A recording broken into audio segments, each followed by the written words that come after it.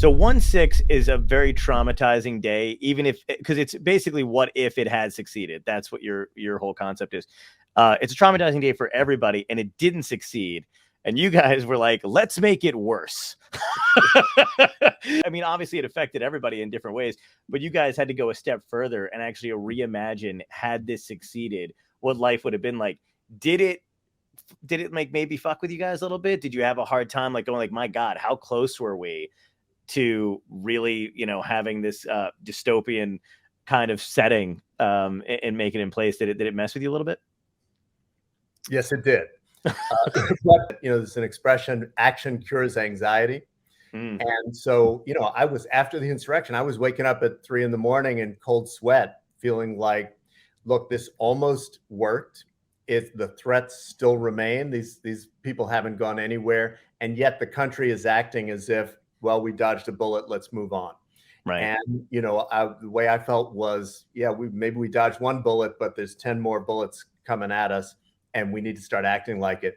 And so doing something about it, even though it took us in some very dark places, actually was empowering for me. I was less anxious, because we were taking some action.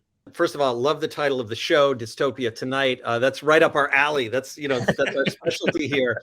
And it just underscores why dystopia is such an important thing to talk about, because if you look at the tradition of dystopian storytelling, whether it's The Twilight Zone or Handmaid's Tale or all these great things, right, in pop culture, it's a wake-up call. And exactly as Alan said, it's the ignoring it that is the problem. That's the thing that will eat away at you.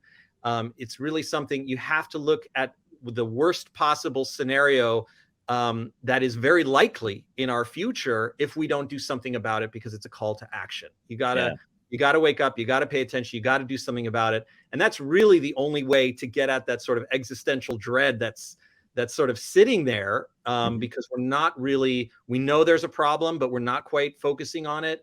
And we sort of want to brush it aside, but dystopia puts it right in your face and says, no, this is a possible future. And in order to avoid this future, we're going to have to do a lot of work to do that. And so, but in the process, as you do the research and you dig deeper into, particularly on 1/6, what we saw out on the National Mall was just the tip of the iceberg. Once you see the rest of the iceberg, you're like, holy moly. Yeah, we need to talk about this. We need to tell a story so that other people can see this clearly, and we can all do something about it together.